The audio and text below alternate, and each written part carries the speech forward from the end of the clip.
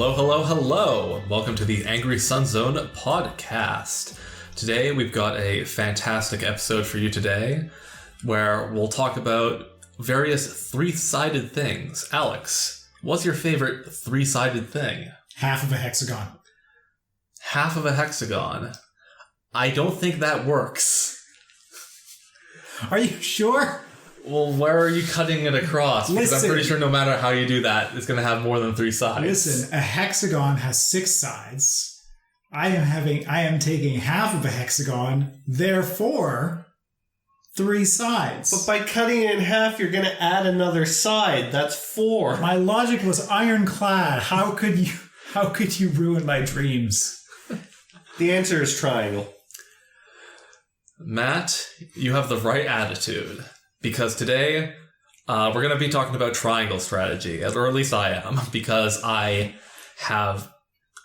started playing it about 10 days ago and put about 40 hours into it, and I have finished it. So I'm going to go pretty in-depth on what I think about the game and what I think it does well, what I think it doesn't, maybe a tangent here or there. So let's get to it. Okay, wait, no. My favorite three-sided thing is the factions in Red Alert 2, Yuri's Revenge. Allies, Soviets, and Yuri.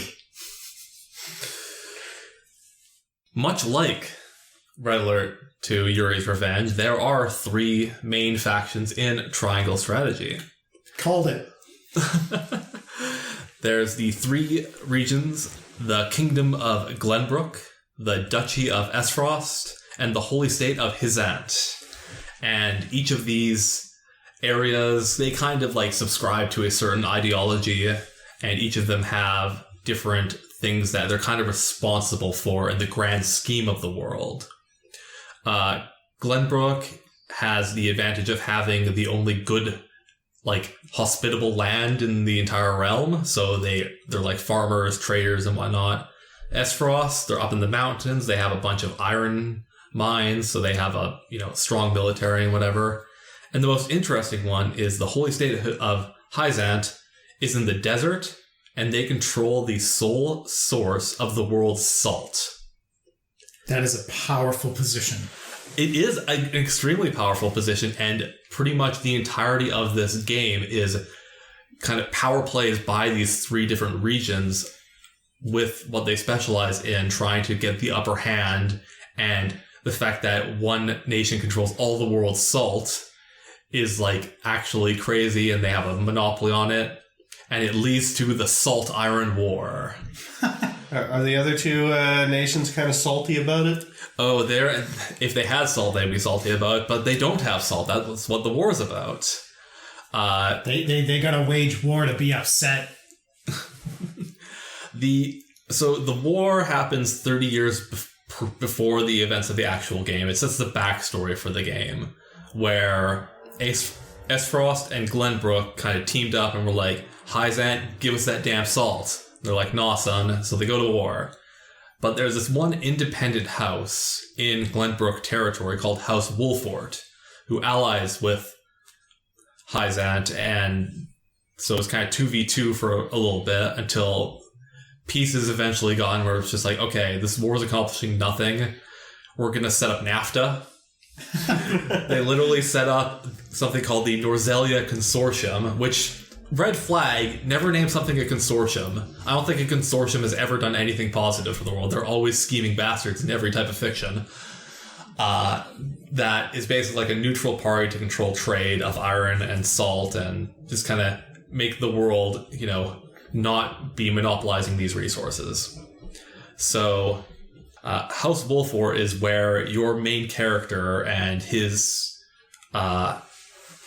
posse of compadres hang out. The main character's name is Serenoa, and it's basically like, because of their deeds in the Salt Iron War, they gained like a ton of status. They're very powerful and influential, so they have a lot of sway in what happens in specifically Glenbrook's politics, but also across the entire realm.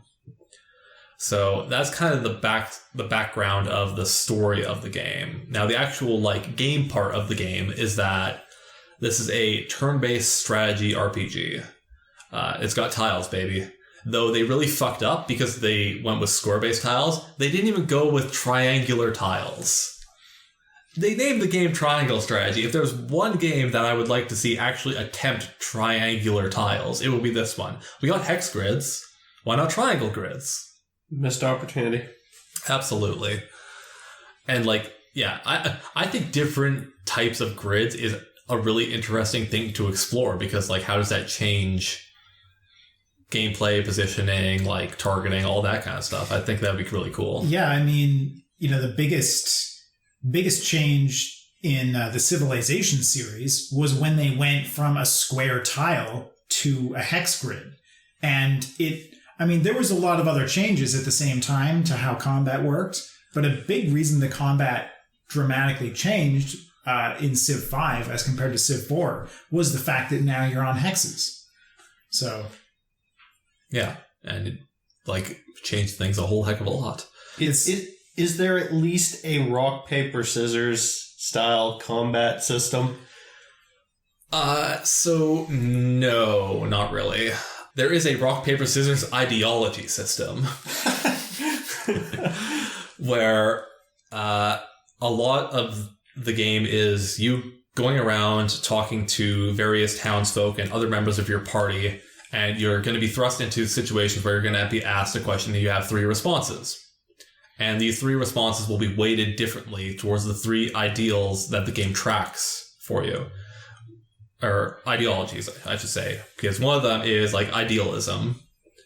So, doing the right thing, regardless of consequences. Then there's... that's an interesting phrasing, doing the right thing regardless of consequences. If you do the right thing, but bad things happen, was it really the right thing? This game goes into that quite a bit, actually. The other... and call it consequentialism strategy. Mm-hmm. So idealism is kind of like what Glenbrook kind of embodies a lot of the time. That was the most shaky part of it because Glenbrook goes through so many transitions through the entire game. It's hard to nail them down to an ideology. But the other 2 nations embody the other 2 ideologies. One of which is freedom. The freedom to do what you can to rise yourself up by your own bootstraps, man. And if you have the ambition and the wherewithal to put in the hard work, you can go places. So America. Well, what America purports to be. And that's Esfrost's kind of creed that they go by. And the holy state of Hyzant is equality.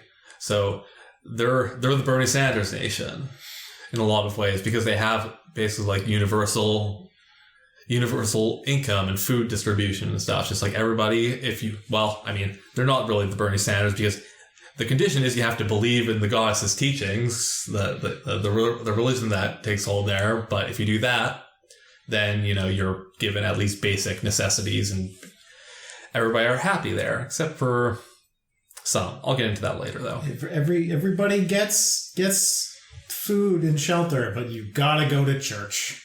Yep. So, the best point of comparison I can give for this game is that it's a somewhat simplified version of the original Tactics Ogre Let Us Cling Together, which was released on the Super Nintendo in Japan, I believe, and only came to this North America side for the PSP. That game also had, some similar concepts in regards to morality systems and specifically terrain manipulation. There's a really cool mechanic in Triangle Strategy where you can freeze tiles, set certain tiles on fire. If you put out fire with ice, it'll create puddles. Or if you call down rain, it'll create puddles. And if you use lightning magic on puddles, it'll spread throughout the entire puddle. You can use wind magic to change people's orientation because facing matters in this game. So they got some interesting things there, which, I believe, burning away terrain and stuff like that. That was in the original Tactics Ogre, if I'm not mistaken. It's been a very long time since I played that. But that's definitely the game that I would compare to the most. Now, in the modern day of this game, when you start the game, there's the opening of the Grand Norzelia mine, which is supposed to be a joint project between all three nations to mine out a new source of iron in Glenbrook's territory, backed by Hyzan's finances. And it's supposed to be this big, peace event, basically, for this peace treaty. And, of course, something is discovered in the mines. They dig too deep, and that throws everything into chaos. And you don't find out what they find in the mines till extremely late in the game. So, schemes abound, people go around, and your group just gets caught up in everything. Frost invades Glenbrook, takes over pretty much the entire thing, and you have to kind of navigate your party and your territory's position through all this political bullshit that's been going on by these specific points where you vote on what route you're going to take.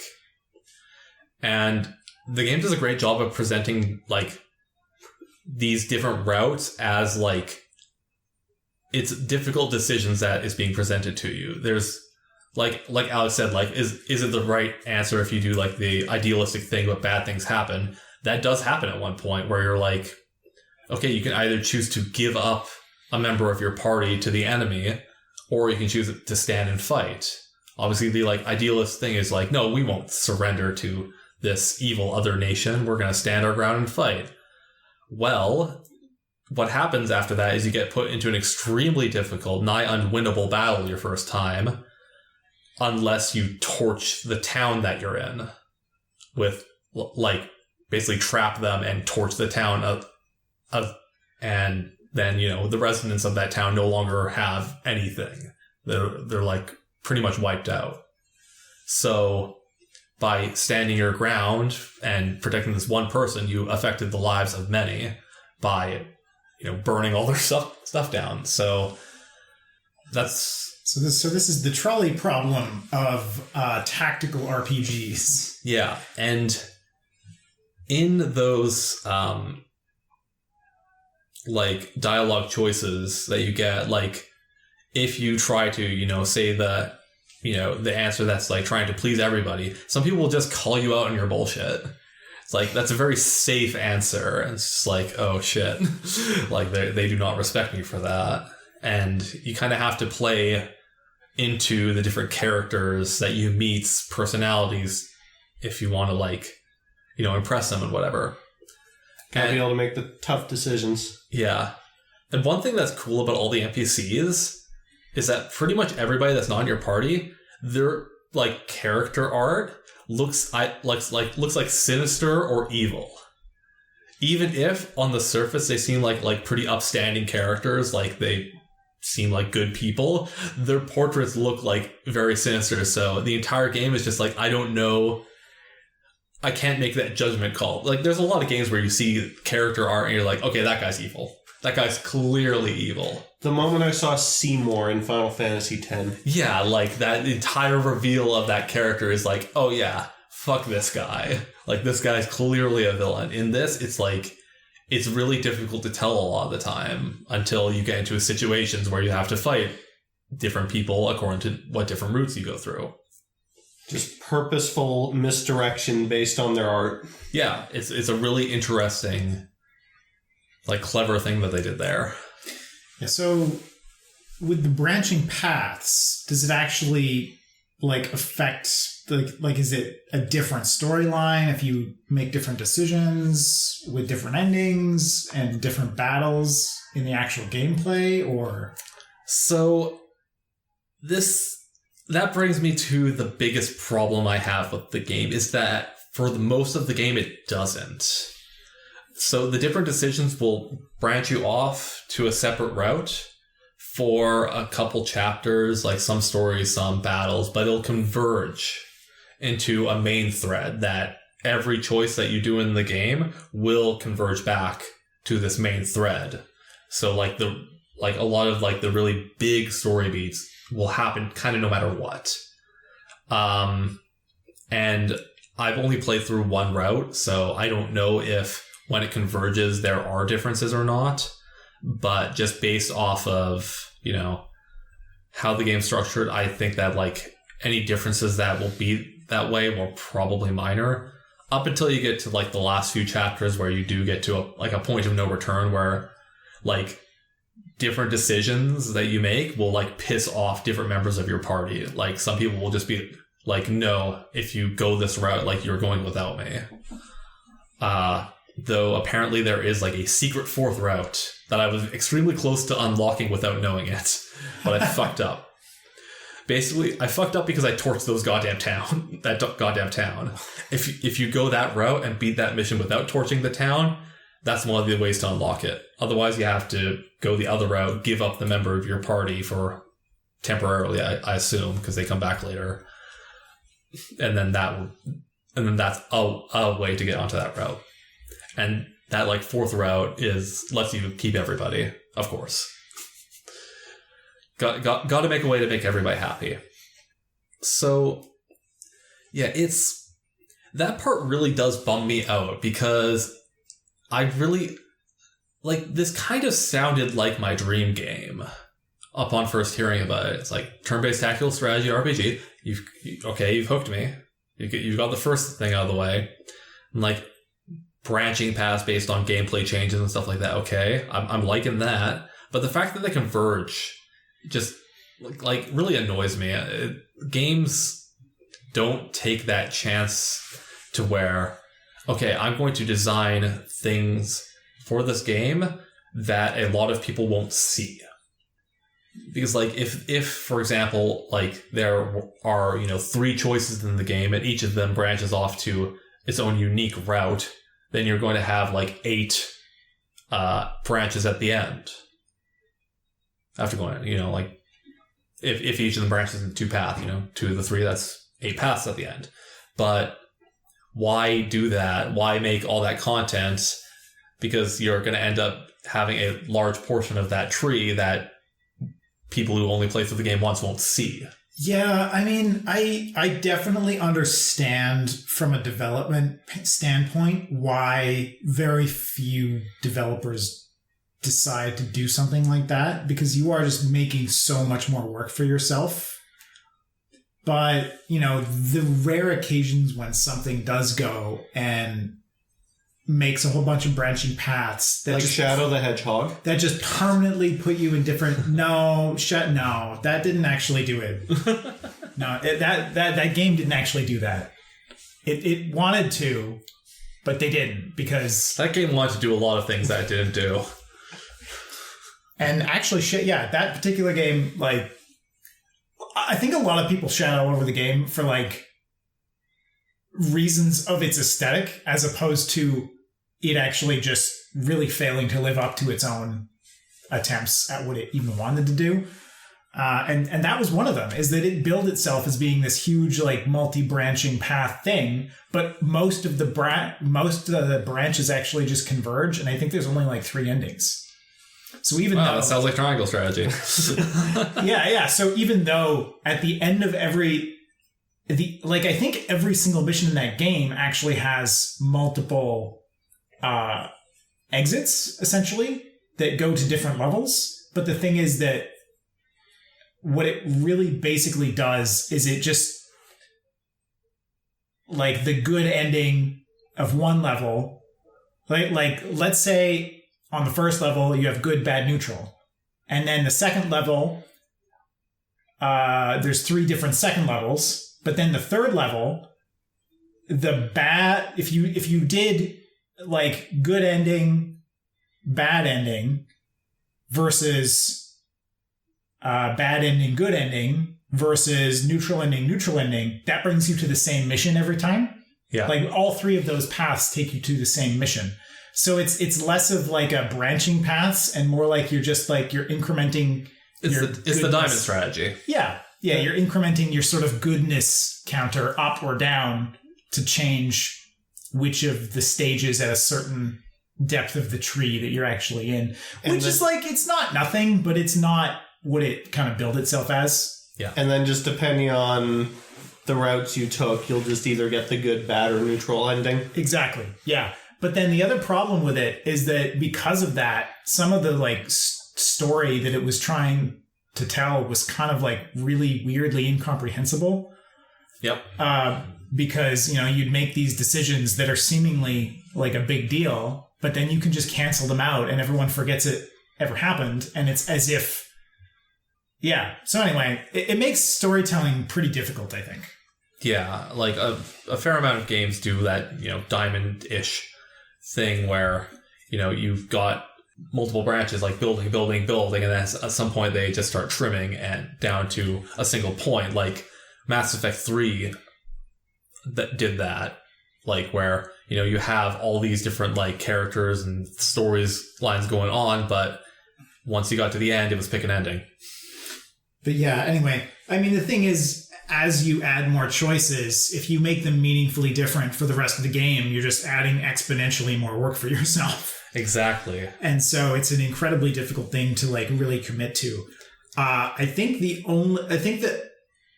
only sort of, games, and of course some people might get upset even at calling them games, that I've seen really commit to that are visual novels. But obviously they're essentially just reusing a bunch of character art and then just writing a story because it's a visual novel. And so you can get away with an immense amount of asset reuse in a visual novel that wouldn't really be as easily ignored. Yeah. In a lot of, in like most, more common genres. But I think that if a dev really committed to it and did a good job at it, that it would be like it, even something as limited as what, Triangle Strategy is doing, where you have branching and then converging paths, people still love it. It's still a very popular idea. Yeah. You're allowed to stray from the beaten path, but keep it within your sight at all times. Mm-hmm. Like, the only game that I can think of off the top of my head that isn't a joke answer for that like did a branch that actually like changed a ton about the game is Front Mission 3 for the PS1, where like the first decision in that game that you have outside of I think like the tutorial mission is if you want, you're stationed on a military base and your buddy's like, hey, do you want to come downtown and party with me? And it's just like either stay on the military base or go out with your buddy. That choice will put you on the two routes that the game has, and they're completely different the entire way through. Nice. They don't converge. And it's like that's an extremely inconsequential choice that leads to an extremely consequential game change. And like it doesn't point out that that's what the route thing is. Even if you finish the game, it doesn't point that out. So I had no idea that game even had multiple routes the first time through. Yeah, I kind of love that though, because that's the sort of thing that, in the real world, seemingly minor inconsequential decisions sometimes do have massively divergent outcomes, and you wouldn't know. Yeah, just like how in the third game in the Zero Escape series, Zero Time Dilemma, that game pretty much opens with the fact that a snail caused the apocalypse. A snail caused somebody to run left instead of right, and that changed everything. That set off a series of events that caused the apocalypse. And that's in like the first 10 minutes of that game, so I'm not spoiling anything. But yeah, back to Triangle Strategy. One cool thing about the ideology kind of thing, though, is that it doesn't actually tell you anywhere until you get to New Game Plus what any of the dialogue choices will do to your like conviction levels and how much they'll change them. You can suss it out by like staring at them and just be like, okay, that one's clearly, the freedom option, that one's clearly the equality option, that one's clearly the idealism option. But like it doesn't keep track of that for you, so you can never like go to a menu and see, okay, I'm definitely like I've clearly answered the most in freedom, so I'm on track for that ending or whatever. So I think that's really cool where it's a mechanic and it's not a mechanic because it's not surfaced to the player has to like kind of take better stock of how they're answering the questions because they can't refer to something that'll just tell them the fucking meter. of what their choices are. There's too many games that just give you dialogue options, and it's like +5 goodness, -5.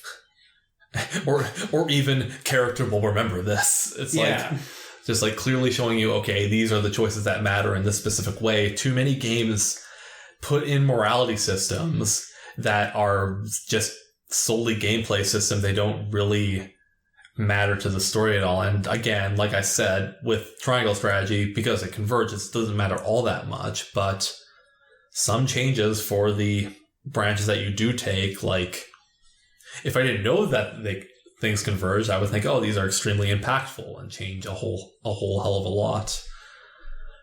So I am kind of curious to start a New Game Plus to see how all that works. But at the same time, I put 40 hours into it and I'm just like, I've got other shit I can play. And I guess one of the main reasons why I don't think I'll go back to it is I haven't talked about the combat at all. And I think the combat is just a bit too... It's a bit too simple, as well as a bit too kind of... I don't know. There's a word for this that I'm not plucking at the moment, but things just take a little bit too long. It's like the combat's a bit slow paced. The pacing's not right. Yeah, and if the game had more in-depth combat, more in-depth character progression, especially, I'd be more into playing multiple playthroughs. But how the game works is that your characters gain experience based off of the level, like the battle that they're on. So if they're really underleveled, they'll gain experience really fast. But once they get to, the proper level that it's supposed to be, they'll gain experience at snail's pace. Like one level over the recommended level for the battle, you'll start getting like 4 experience for killing an enemy. Whereas before you were getting like 15 if you were the same level, or like 30 if you were 1 level below. And it just kept like stacking up there. Like I had one mission where I was like 4 levels under level with one of my characters, and the first action they did, they got 100 experience and got a level up, because every level is 100 experience. So because of the scaling there, it's like there's kind of no reason not to use every character and just like rotate them around, which makes it less interesting for multiple playthroughs. Because in a game like Fire Emblem, I play multiple playthroughs of that game because it forces you to pick and choose your characters. You can't level up everybody equally or everybody will be too weak. The other thing that I actually kind of dislike about that is that you mentioned that they've put in systems where the choices you make will literally cause some party members to leave. But if all your party members are about equally leveled, that choice doesn't really matter. Well, I mean, if you don't know that is coming, and like that was one of your clutch units, and they walk out, that's a big problem. Well, that's what I mean, though. It's more impactful, yes, but it's like I could see that could turn people off really easily. This is why you can't make a game with a functional morality system, because then the player will have to be confronted with the consequences of their actions. like just thinking about it, like, if a developer actually made a meaningfully relevant morality system, players probably would hate it. Yeah, that's what Until Dawn was.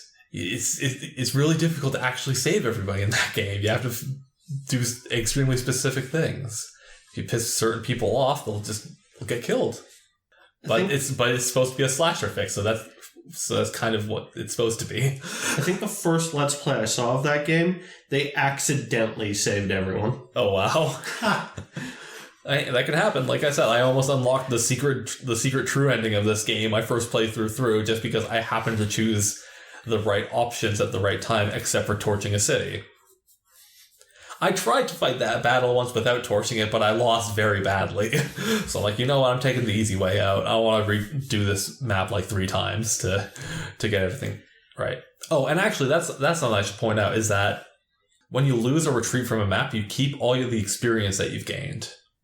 So that makes it so that if you go back in, it's easier, and also makes it so with that scaling experience, it's very easy if you're falling behind with any character, just like go in, do a few actions, get your levels up, and then either, try for real or just continue playing in the mission. Maybe you'll finish it. If you retreat from a mission, does it affect the enemies at all? Like, are there fewer enemies if you go back, or do they just completely replenish? It's all the same. You're basically just like starting it from the start. It plays all the same, story dialogue in the mission at the same times and stuff like that. Yeah, I don't know how I feel about that.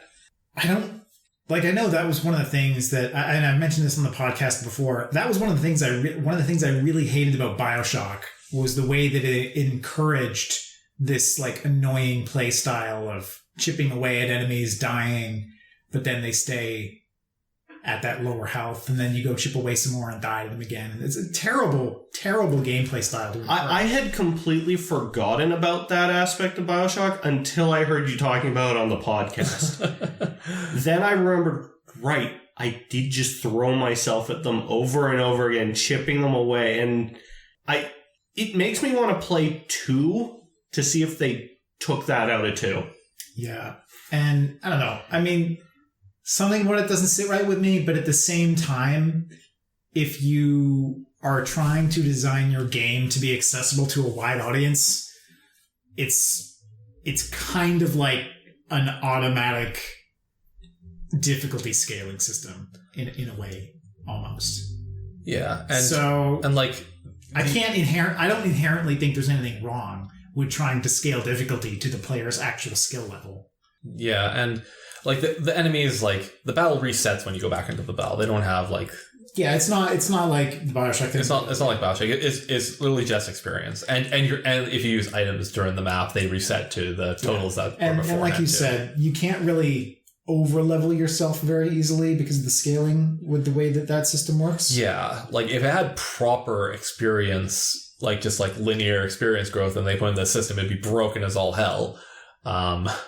So like in tandem, they work fine because like there were level matters a ton in this game.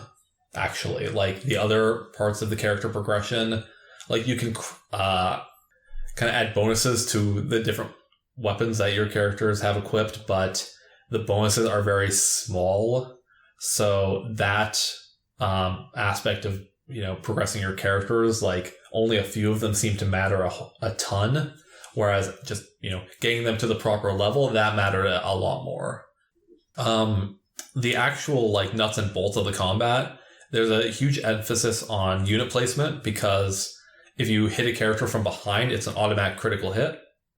And if you're flanking an enemy and you attack them, then the person on the other side will also attack them at reduced strength. So it's got that going for it at least. So there's a little bit of depth there. It's not just straight boring. There's something there, as well as what I mentioned a little bit back, where the terrain can be influenced by the magic that you use, and it's got a system where like each like special ability costs a certain amount of tech points, and those regenerate 1 per turn. And there's a couple characters that can manipulate that in weird ways. And then spells tend to cost like a lot, so your mages like they don't have constant uptime on their abilities, and magic's pretty powerful as well. So like the combat's like it's fairly balanced, and it does reward you like thinking about how you're actually playing. A lot of these missions, if I just went out recklessly, I get demolished. Whereas like holding back and actually formulating a plan would bring me closer to victory, because like pretty much every strategy game you're outnumbered and sometimes outgunned, but you have a human mind as opposed to computer mind, and the fucking AI in this game makes some really stupid decisions at times. Like this boss character that can run up and literally one shot my mage, he's just gonna retreat for no reason. That was nice of them. So yeah, it's kind of simple, but it's serviceable. It's fine.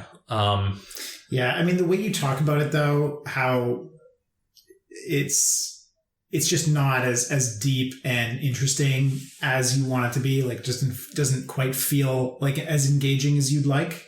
That really, in my mind, that's the worst sin a game can make. is having its core systems not be up to snuff. Yeah, like okay, I'll say that it was good enough to propel me to finish the game.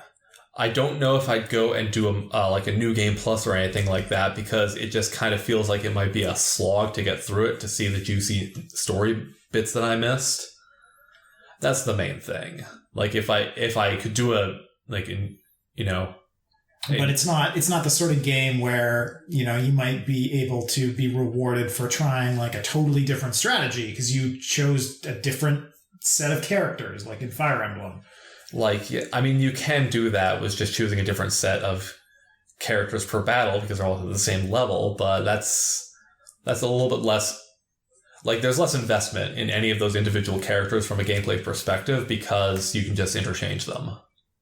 Whereas in something like Fire Emblem or Final Fantasy Tactics, you commit to the characters that you have, and if they don't work out for a situation, then you have to think about how to make them work out for a situation.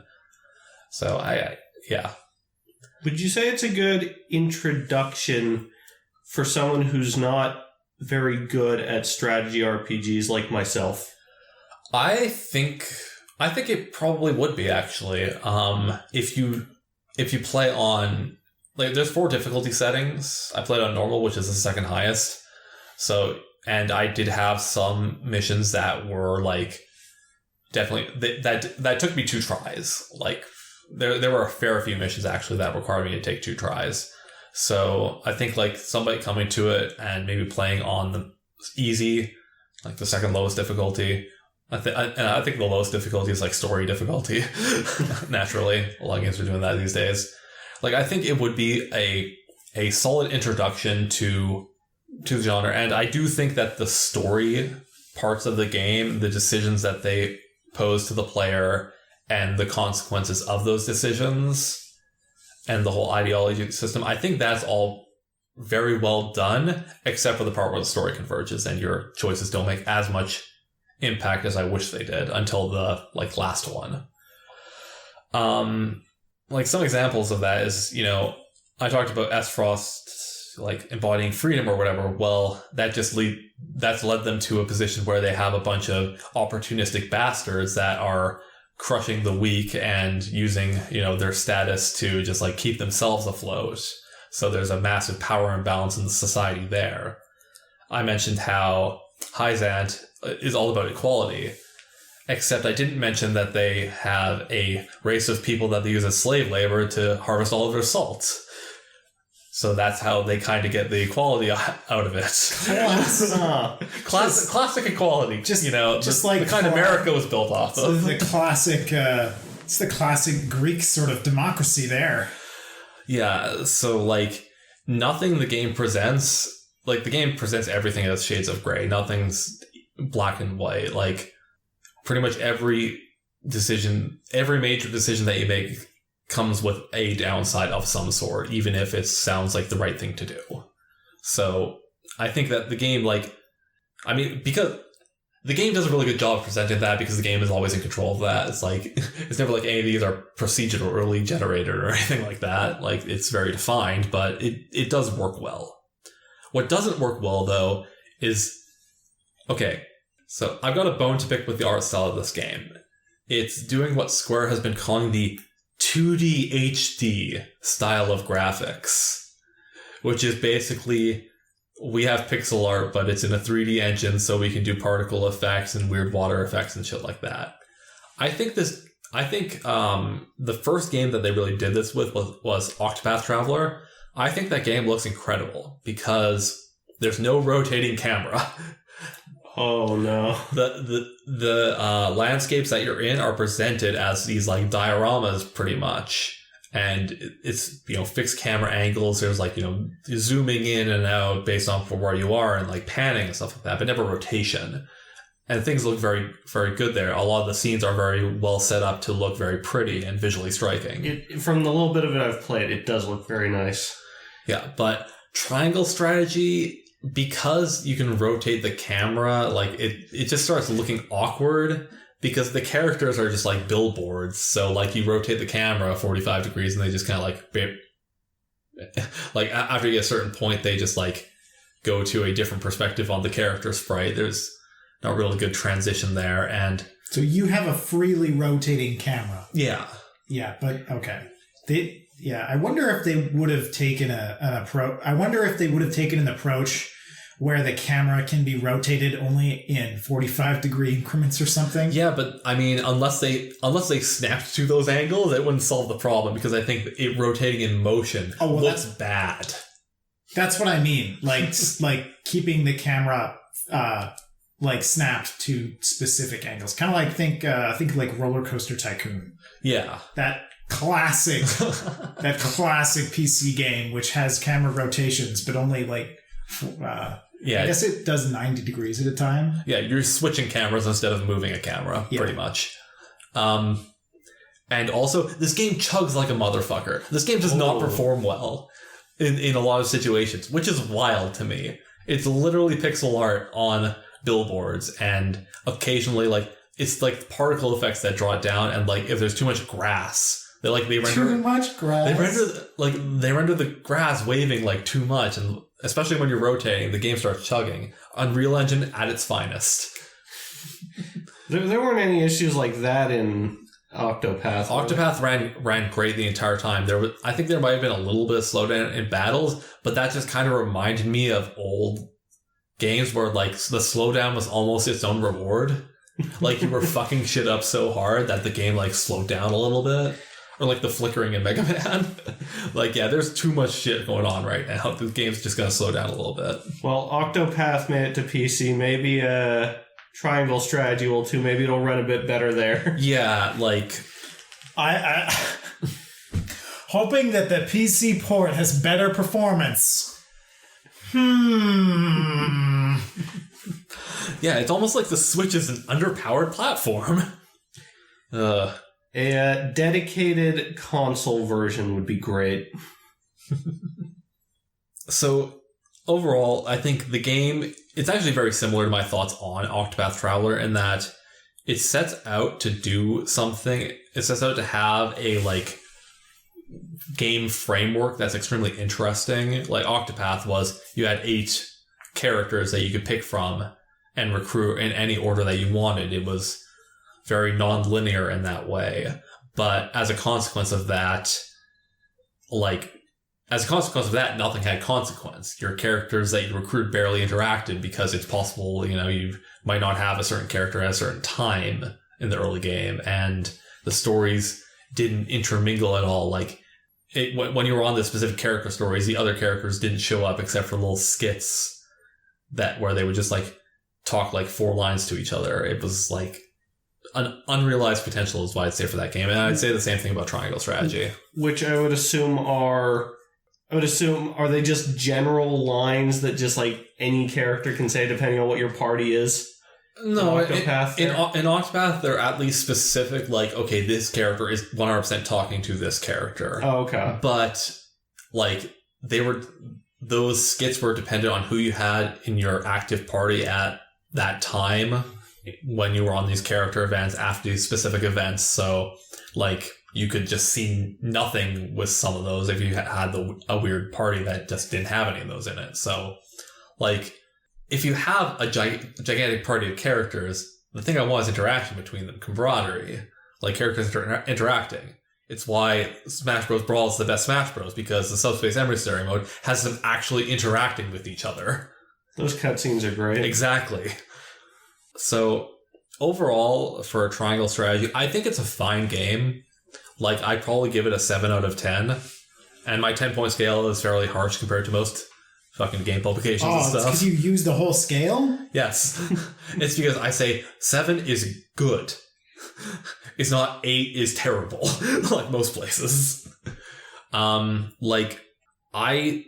Maybe wait for like a PC port and a sale. Like, I think it's a fine game. I think it's not worth full price. Because, again, like, I did get, 40 hours out of it, but like, the game chugs. I think there's unrealized potential in the way the game is constructed. I think that it's not particularly deep enough for multiple playthroughs. It feels it feels like a smaller game. It feels like a game that would have came out on like the DS or the GBA. It doesn't feel like this needed to be a full price console game, which is, you know, I say that a lot about games on the Switch. So I feel like there's a bit of a hole in the market on Switch specifically in terms of like the price points, and I don't know what's up with that. Yeah, because like some stuff like we were actually just talking about this last night about how there's a lot of stuff on the Switch that is really just more expensive than it probably should be. And the game that I used as an example was Crypt of the Necrodancer, which I have not played, but I have heard is a very, very good game. And you can buy it in a physical store for as high as $60 somehow, because it's a Switch on Switch. Whereas I think I saw it on sale for like $2 on Steam recently. Could that have been a version that was bundled with the Zelda Necrodancer game? No, it wasn't even that. Wow. It wasn't even that. It was the bare, just Switch version of Crypt of the Necrodancer for $60. Physical version. For a physical cartridge. Brand new, but like still, like that's way, way too much. You saw that on like BestBuy.ca or something like that. Yeah, so I don't even think it was like I can see that price for like one of those like limited run physical versions of games. Like I think the Hades on Switch, the physical version of that, is, you know, it's more than you're spending on a digital version, but it comes with like cool shit. Yeah. Now, to be fair, the downloadable version of the same version of that game on Nintendo's eShop was only $20, but it's pretty weird that the digital download's $20, and at the same time the physical copy is between $40 and $60, but also you could just go on Steam and get the same game, and then it's 1/10 of the price on sale because Steam sales are amazing.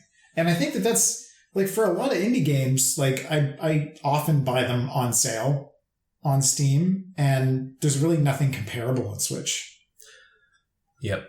And even on most consoles don't do sales nearly on the level of Steam or other digital platforms. Yeah.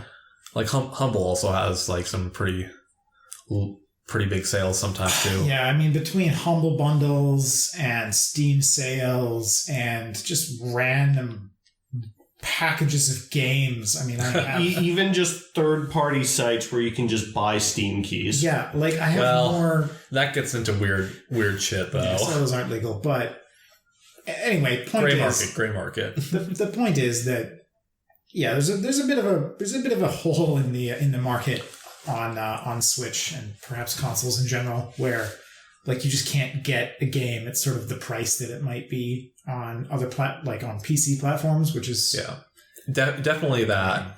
There's also weirdness where like certain games just are more expensive than I think they ought to be. We were talking about the Pokemon Diamond and Pearl remakes. Like those games were originally $40 on the DS. It doesn't sound like they changed a whole lot, and now they're $80 Canadian on Switch. Yeah. And like Advance Wars 1+2, that's going to be $80 as well. But the Great Ace Attorney Chronicles, which is, two games that were released, I think, on like 3DS in Japan, like that, those are together are like $50 for some reason. And then there's also the Ace Attorney remastered trilogy. Yeah, like those that I think that's like maybe $40. I think it's $40. Yeah, like certain collections of games are like, fairly reasonably priced, but these like remakes that Nintendo is putting out that don't really change anything. Like every Nintendo game comes out at full price these days. It's the Nintendo tax. Yeah, I mean, it's kind of funny to me. It's almost as if like there's price discrimination going on, but it's in sort of the opposite direction that you'd expect, because consoles are a cheaper way to play video games in terms of the hardware than a gaming PC, right? But the games are way cheaper on PC. Yeah.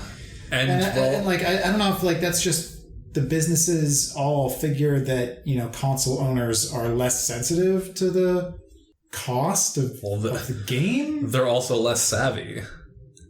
Like, how many problems have we had playing PC games where they just don't run or don't work properly for some dumb reason? Like, Maximus switched to Windows 11 and all of his games are fucked now. Yeah, huge mistake. If you take anything from this podcast, do not upgrade to Windows 11. He can't play Elden Ring. He can't play Risk of Rain 2. I think he had problems with that other game he was playing. Like, everything's crashing. All his games crash now. Either crashing or just like randomly minimizing. Yeah. So and in a game like Elden Ring, randomly minimizing means you died. So yeah, like, you know, wait for a sale on Triangle Strategy if you're interested, or if you have money to burn. Otherwise, maybe play a different game, like one of the many games that Matt has been playing in the last few weeks. Yeah, I've been playing a couple. Most of the time it's been going into Elden Ring, though. I've been enjoying it, but there is so much in that game that it's kind of overwhelming, and I've needed to take some breaks to play other stuff. How's the experience going back to Elden Ring after taking those breaks? It's not too bad, because okay. the breaks, I'm not taking too long of breaks because I don't want to get rusty. Yeah. But I think, you know, sometimes taking a short break from a game, I find that my skill goes up, just because you get weirdly frustrated with a game sometimes, and you're like, oh yeah, no, especially a Souls-like. Yeah, especially like the amount of times that I I was like, fuck this puzzle in the witness, I'm going to sleep. Woke up and solved it in like a minute and a half. Just like, something about sleep, man. It's pretty good. Yeah, and I've had like... Sleep is where you learn. In the Souls-likes I have played, I've had some situations like that where I get stuck on a boss, I take a break, put it down till the next day, and then like first or second try, I get it. Mm-hmm. But, yeah, I've been enjoying the game, but I actually really like the open world in this. I think it plays well with the Souls-like mentality of, like, you could just accidentally wander into an area that's way over leveled for you. Yes, the same thing I experienced playing Final Fantasy II, where I would walk one tile and I would get into endgame enemies with no warning 5 minutes into the game. I mean, to be fair, like, it is sort of suspect when, like, think about a Pokemon game. Why are all the Pokemon near the starting town really low level, but all the Pokemon near the ending towns are high level? Because it's a video game, not real life. Video games are supposed to be fun. And I mean, not just the Pokemon too, but the trainers. Do they all start from the same town? Yeah, it's just like, you just have, in the Pokemon games, you just have the best luck that you start in a town that's like just youngsters and bug catchers. Get them. People whose biggest concern is how comfy their shorts are. And what percentile their Rattatas are in. Answer, the top percentile. So, Matt, like, what's your background with, like, the Souls games? The first one I played was Dark Souls on the 360. I never finished it on there. But then when I got my PS4, I got Bloodborne. And that is my favorite Souls-like. I love Bloodborne. After that, I played 3. I tried some of 2. I don't care for 2 because you can tell it was made by a different team just because of how different it feels. And I don't like how it feels compared to Dark Souls 1 and 3. But then I did eventually beat Dark Souls 1 via the remastered version. Right. And I did play a bit of Sekiro. that game is all about parries, and I suck with parry timing, so I never finished that. But yeah, I enjoy. I don't know if "enjoy" is the right. I like the challenge, or over. I don't know. There's a satisfaction you get beating a tough boss or getting through a tough area in them that I enjoy, but I have to be in the right mood to play them. Right.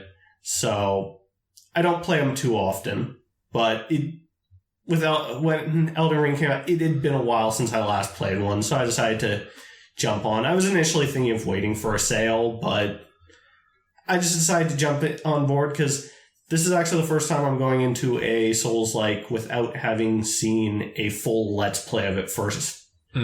So I'm basically going in completely blind. Yeah. And like now's like these games are weird where release is like the optimal time to play them just because of the kind of community discovery aspects that go on with the game. Yeah, like I think just yesterday or the day before you were posting something in our Discord about a wall that you had to hit with a sword like 30 times in a row to break it. Yeah, that someone had just discovered, and like that is some incredible that's some incredible trolling on the devs, honestly. I think looking into it afterwards, I think it's actually a bug. Okay. I don't think that's intended. It's not a bug, it's an unexpected feature. Yeah. But this might just be a me problem with Elden Ring, but from previous Souls-likes, I've developed this habit of, as I go through an area, just checking every corner for any potential items. Right, and now this is an open world. So it's taking me a long time to explore the world. I've got over 60 hours in at this point, and I feel like I've still got a long way to go. Wow. Yeah, I mean, I do that even in games where there's literally nothing, basically. Like, I think I was talking about It Takes Two and how I kept, even in the like late stages of that game, I was still like just like trying to get in the corners. I'm like, there has to be something. I was doing that in Triangle Strategy. There's portions where you explore a little area, and there's these little glimmers of secret items that you can pick up. And I'm just like rubbing against every single wall that I can find to just like see, okay, this one there, this one there. I mean, it's funny. Like, I know sometimes if I'm playing a game and someone who's not familiar with a lot of video game conventions is watching me, like a family member or something, I'll just bust open a secret wall, and they're like, "What? How did you know to look there?" And I mean, sometimes it's because this wall was slightly different. The texture was subtly a different shade of brown, or something like that. But then other times it's like, no, I'm just hitting stuff randomly because I know. It's that rock in the background of the Looney Tunes cartoon that you know is going to fall. That's just colored a little differently, or like that door in Scooby-Doo. Yeah. I mean, it's always so funny to me that in older cartoons, you could just tell everything that was going to move because it was a brighter shade. Yeah, it's just like background artist versus animator. Yeah. Like, you think they would fix that. That shouldn't be that difficult to just adjust the colors. I have no idea what anime this is from, but there's like this old clip from a show that actually played with that. Oh. And that the characters were actually like, no, I'm not stepping on there. That's colored differently. I know what's going to happen. And then the ground they're already standing on is what collapses. Oh, nice. That's a good joke. That's a solid bit. That's a good, yeah. I'll have to find that clip. Yeah. Yeah, just taking a genre-savvy protagonist down a peg, that's... Always great. Yeah, that's good. So yeah, enjoying it, though. Enjoying Elden Ring. Okay. But I've been enjoying. I'll probably talk about it more once I've actually completed it in. Right. I don't know, 4 months. So look forward to that in 4 months. In August. But yeah, I've been playing some other stuff in the meantime too. I always fall back on some trusty Apex Legends. Mm-hmm. But in terms of some newer stuff, I've been playing a bit of King of Fighters 15. Really fun. Nice. The first additional character pack actually just came out, but I haven't touched anyone in it because I just keep playing Terry. I mean, yeah. That's kind of the thing with King of Fighters. But the first pack did have Rock, so I know some people who jumped on that. I also completed my first Sonic game. It's not the first Sonic game I've played, but it's the first one I've completed. Sonic Mania. Sonic Mania. Yes, we've talked about that a lot on the podcast. And we still have a video that it's never going to happen. Yeah, I don't know. It's like, put the nail in the coffin. I'm going to delete it off the Google Drive. Yeah. I really enjoyed it. Yeah, I really like it as well. I haven't actually finished it yet. I kind of am distracted with A, a zillion games, and B, university. Yeah. The old Meatloaf song comes to mind. 2 out of 3 ain't bad. Because I didn't like it myself, but... yeah. I mean, it's very much a classic Sonic It's a classic game. Sonic game. And 100% is a classic Sonic game. Like, it has all of the good and bad that entails. I actually have an itch now to try out some more classic Sonic games, but I think I'm going to hold off on that because I forget how long ago they announced it, but they announced a collection that is Sonic 1, 2, 3, and Knuckles and CD. Okay. I mean, that's pretty solid. Now, there's been lots of collections with Sonic games, but my hopes for this one, because they haven't said much about it, I'm hoping that 1 and 2 in it are actually ports of the remastered mobile versions. Oh. And because I've only heard fantastic things about those versions, I tried playing a bit of the first one, but I just cannot get into touchscreen controls for something like that. No, I hate, they're awful. Virtual controllers, always the worst. Virtual controllers on touchscreens are a mistake. So I'm hoping that maybe that 3 and Knuckles and CD will end up getting that same treatment for that collection if that is the route they go with it, because I'd really be interested in checking that out when that comes out. All right. Cool. Oh, yes. And yesterday, the first wave of the Mario Kart 8 booster pack came out. Yeah, that was a wild announcement. Yeah. It's like everybody's like, oh yeah, Mario Kart 9, Mario Kart 9, Mario Kart 9, when's it coming out? Nope, we're releasing an insane amount of tracks for Mario Kart 8. We are announcing... I mean, Mario Kart 8 was already pretty comprehensive. This pack adds as many tracks as was already in the game. It doubles the amount of tracks. Yeah, I haven't been keeping up with this announcement, but that is insane, because that game already had 12 cups. Yeah. And all for the low price of, I think it was about $32.99 Canadian. That's, I mean, if that's like... I think it comes in at just under 100 tracks once it's all is said and done. That is completely fair, honestly. That's a lot. It's mostly fair, because this is for the Switch version, which is still $80. Yeah. But I mean, like, if you add that and the DLC together, like, that's starting to look like a reasonable purchase. Yeah. In one sitting, I 3-starred both of the new cups on 50, 100, 150, and mirror. What about 200cc? I haven't done 200 for any of the cups. Good. I'm just waiting to try and do that all at once. Oh, dear Lord. So the first two cups that added are the Golden Dash Cup and the Lucky Cat Cup. Lucky Cat Cup. The Golden Dash Cup features Paris Promenade from Mario Kart Tour, Toad Circuit from 3DS, Choco Mountain from N64, There we and go. Coconut Mall from the Wii. Oh. Fucking Coconut Mall, goddammit. The Lucky Cat Cup adds Tokyo Blur from Tour, Shroom Ridge from DS, Skygarden from GBA, Oh, nice. and Ninja Hideaway from Tour. So they're even bringing tracks from Mario Kart Tour into this, which... Yeah, that's the arcade one, right? No, that's the mobile app where... Oh, I'm thinking GP.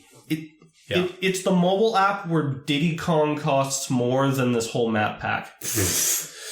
What? Worth it. But there's actually... I saw people calling it a data mine, saying that they found some of the other courses coming, but what it really is just people were looking closely at the promotional image they have for this and just seeing what other maps are on there. I didn't see any signs of Waluigi Pinball, unfortunately, but it could be covered up, hopefully, Okay. or not included in this. But Well, also, Cowards. how many tracks are left That's a for lot. them to announce? As long they gotta bring back Delfino Plaza. That's the best map in any Mario Kart. so there's still 40 more tracks. Because this only brought 8. 40 more opportunities to snub Yeah. Waluigi. Um, Not But, like they did more. There's actually one track that some people spotted that's local to us, and that's Vancouver Velocity What? from Mario Kart Tour. All right. Sure, it better be good. I haven't played it myself. I barely played any Tour. I tried just a little bit, but I would hope the Vancouver map will be. Is Vancouver Velocity just being stuck on shitty one-way streets and almost hitting pedestrians? No, it's also getting stuck in suburban neighborhoods because the city refuses to upzone anything. Is there just constant construction, but different? Is it like the Animal Crossing map with the different seasons, but it's just different parts of the level are under construction at any one time? I mean, all I can tell you is I'm pretty sure the Olympic torch is in there. I think you drive by it. If it's in winter, no one can drive. Yep. Yeah, there's unfortunately no snow tires for your Mario Kart. No, we got button tires and foam tires and whatever. I'm a super slick kind of guy myself. Come on, you don't want like the not railroad. Actually, they do have railroad wheels, don't they? It might. They might. Think so. They definitely have wagon wheels, though. Yeah, the way. Delicious. Like that Lego racer car you made. Yeah. Yeah, that thing was something. Yeah, I mean, it's more Mario Kart tracks. Yeah, and Mario Kart 8 controls very well, and that's good stuff as far as I'm concerned. Of course, I have still seen people online getting angry because the tracks don't look as good. As what? As all the other tracks in Mario Kart 8, because they went for a bit of a different art style. I think it's more so because they're just... I think the reason they're all why... retro. Yeah. But They're all retro or from a mobile game. Why would they like do a ton of work to their mobile game assets that already probably look fine? And at the price they're offering these at, I think it's reasonable. I mean, this is one of the things that I've always thought that Nintendo doesn't do enough of, is just like releasing DLC for games that are extremely solid. And I mean, Mario Kart 8, in fairness, they actually did release DLC. It was a good DLC. On the Wii U version of Mario Kart 8. And then the Switch version. And then the Switch version just had them bundled in. Yeah. And that sounds like a reasonable price, considering. I mean, yeah, it's just that some of Nintendo's games just like wouldn't work fantastically for DLC. I'm not saying every single game, but like there are some games that like Animal Crossing's been getting DLC. I'm still upset that there was never any DLC for Nintendo Land, because that game... I mean, yeah. That game... that was a crime. Was... Some of the mini games in that were incredible. They just need more maps. Yeah. Just more maps. Like, the game mechanics in that game were incredible, but they just needed more maps. They never did anything with it, though. It's a crime. asymmetric multiplayer is so neglected. Yeah, that's basically what I've been playing lately. All right, cool. Yeah, I don't know. I've been playing sort of like a random assortment of stuff. I actually recently acquired a Switch, and so I've been playing a bit of Pokemon Legends Arceus, a little bit of Super Mario Odyssey. Super Mario Odyssey, Super Mario Odyssey, yeah. Both fairly solid about what I expect from Nintendo. We talked about Arceus already last episode, believe it or not. Yeah, I mean, it is a recent release. And then, what else? A lot of Risk of Rain 2 lately, actually. Yeah, because the Survivors of the Void expansion came out. And that's some pretty good DLC for the game. Now that they fixed a couple things, yes, I will agree. There were some bugs, yeah. And some balance changes that they really need to make. Like the Void Fog. Yeah. It's less painful now. Yeah. But yeah, like that expansion, they added 2 new survivors, 3 new levels for like the main loop, as well as like a new bonus kind of ending to it. Yeah, a new secret level of sorts. Yeah, ton of new items. A lot of them are pretty cool. Actually, a whole new, not just new items, but a whole new class of items. The void items that corrupt your other items that you already have. So you pick them up, and then all your items of one type get turned into this corrupted version that can be an entirely different play style. It's a really cool addition. It's pretty cool. Yeah. I had like a huge stack of bustling fungus, and I corrupted it. So instead of standing still and healing when I was running. Yeah. The corrupted fungus is incredible, especially on characters that run a lot, like Huntress. I accidentally got that when I was playing Engineer with stationary turrets the other day. I was like, Weeping Fungus is so much better than Bustling Fungus. Wait. Shit. my turrets that were previously unkillable are now extremely killable. Yeah, that's like the one situation where it's like just a strict downgrade. Yeah. But yeah, that's been super fun. I honestly want to just keep playing more of it. I've been playing some solo runs. I'm trying to complete the Eclipse mode, which stacks difficulty higher and higher the more runs you complete with the specific characters. That's been in it for a while, but trying it with the new characters I haven't been able to beat it yet. Yeah, and then they added the new wave mode as well. That's a bit different. It's it's still the same like characters and stuff, but very different sort of game loop. Yeah, because the greatest enemy in Risk of Rain 2 is time. Yeah, but the wave mode actually is untimed for a change. Well, there is a time limit where the circle that you're in gets smaller if you don't complete the wave in time, but we only came up with that problem once when an enemy spawned on the other side of a cliff and we couldn't get to it. But they fixed that, apparently. It's not a huge... it killed us. Nowhere near... it's nowhere near as aggressive in its time pressure, the new wave mode. But anyway, yeah, lots of fun. Risk of Rain 2 is already super solid, and so... It probably would have been the game of our year had it come out in 2021 instead of 2020. Yeah, we've been playing it for too long. I've got over 200 hours in that game. But yeah, it's always welcome when a great game that you've been playing for a while gets new DLC. That's right, Nintendo. Yeah. I think that's probably... I've also been playing The Outer Wilds, which we talked about. Oh, right. We talked about that on our game of our year episode, and I gotta say, I haven't fully finished it yet, so I don't want to talk about it too much, and also we're not going to spoil it because the game's incredible. Go play it. Hard disagree. I don't like that game. We fucked up. Okay. Here's the thing.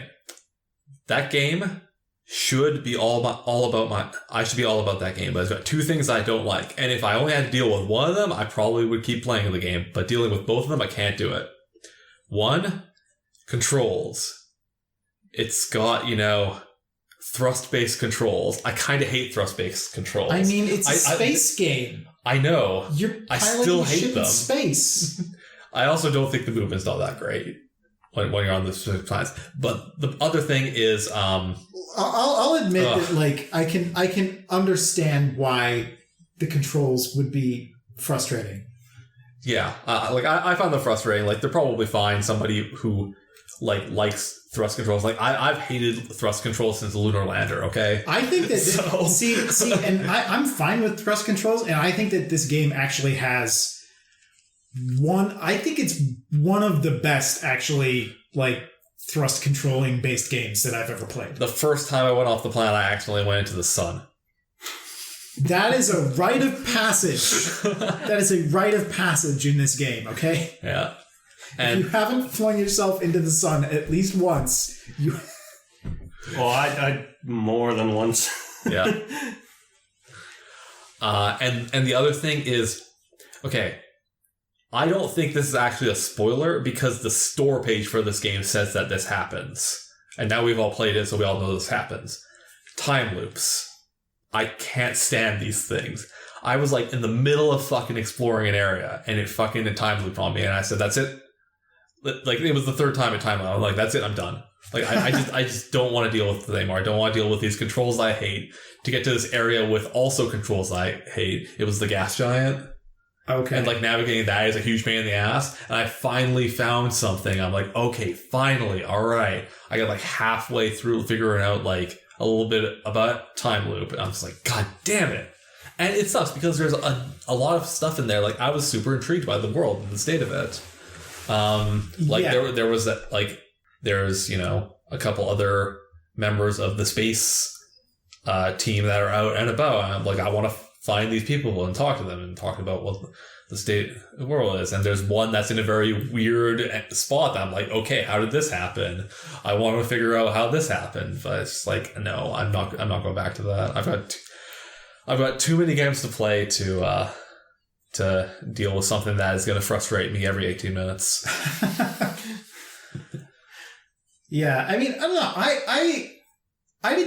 I didn't mind that at all, personally. I think... Yeah, that's just going to come down to personal preference. Yeah. I hate time pressure in games. Like, for me... Has put over 200 hours into Risk of Rain. That's why I've never played, like, Dead Rising. Like, that game just seems stressful to me, because there's constant time ticking. But yeah, I mean, I think that it works well, personally. But yeah, everyone's going to have different opinions on that. I think that some games... If you got rid of the time pressure, it completely changes the game. Like the biggest... That's the thing. I mean, yes, totally. I don't think that would change the Outer Wilds all that much. Like the time... I guess the one thing the time loop does for you is it resets you to a point so that you can like take stock of the information you have again and then set off in a potentially different direction. I think that's very smart. Okay, so I think that's good design in a lot of respects, actually. But it's not for me. One thing I will say about it about what makes it interesting in that game is that there are things that it does with some of the puzzles, and I'm kind of being vague because I don't want to give it away too much, but the timing matters on events happening in the game, and you would not be able to do that. You would not be able to do that without the time loop aspect at all. Yeah. But you know, you're not even going to understand like what is going on with those, like it's later on that you understand how those parts of the game even work. Yeah, like obviously if you're doing a time loop, you do that. Because like a big part of the game matters, but like I also hated Majora's Mask. Fuck that shit. But like a big part of the game, like there is a part of the game that is learning the game's mechanics to be able to use them. But you are not even aware that these mechanics exist at the beginning of the game. And so it's the exploration and discovery of the game's mechanics itself. And it relates to the way that it works through that sort of time loop thing. And I don't think you could do that without it. you could do some things kind of without it. It's not like it's impossible, but I do think that it would be a very different game without it. And I also think that it ties thematically into the sort of story of what's happening very well. And the story relies on the time loop.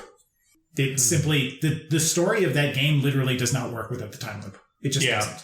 Mm-hmm. So I don't think you cannot get rid of the time loop in that game at all.